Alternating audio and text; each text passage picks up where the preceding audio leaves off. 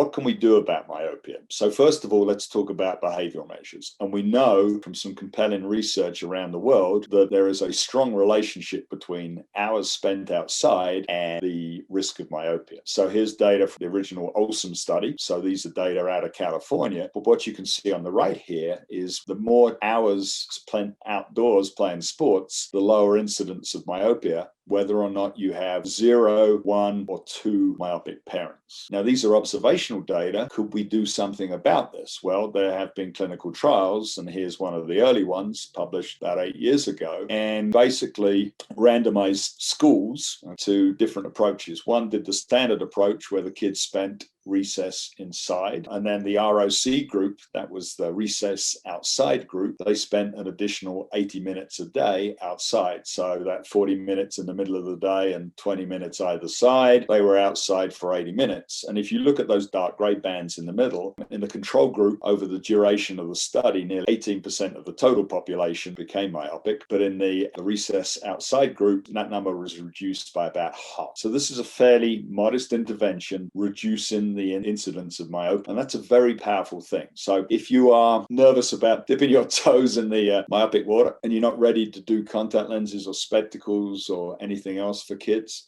this is something you can do as a public health professional right now.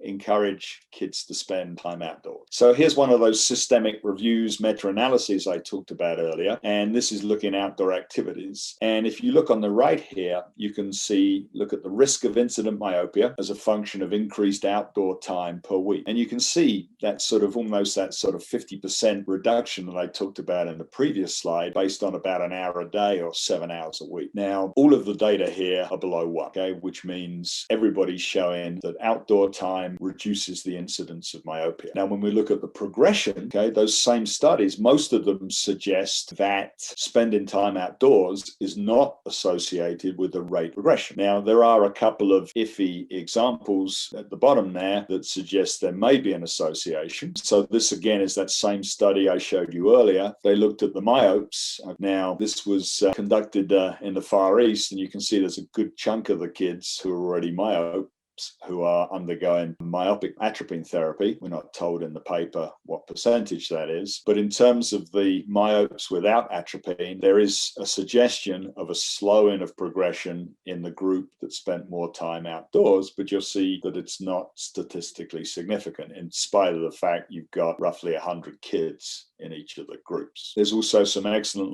longitudinal data from Dr. Parsonen and colleagues from Finland. In their long-term study, they found that there was a relationship between outdoor activity and the rate of progression. And I don't have the data to show you today, but there is also some indirect evidence because we know that myopia progresses faster during the winter months and slower during the summer months. And the same is true for axial elongation. And again, that's a suggestion that the kids are spending more time outside during the summer months and less time outside during the winter months, or there's more hours of daylight, of course. Indirect evidence, but I would say that the evidence is still pretty soft on whether outdoor activity slows myopia progression.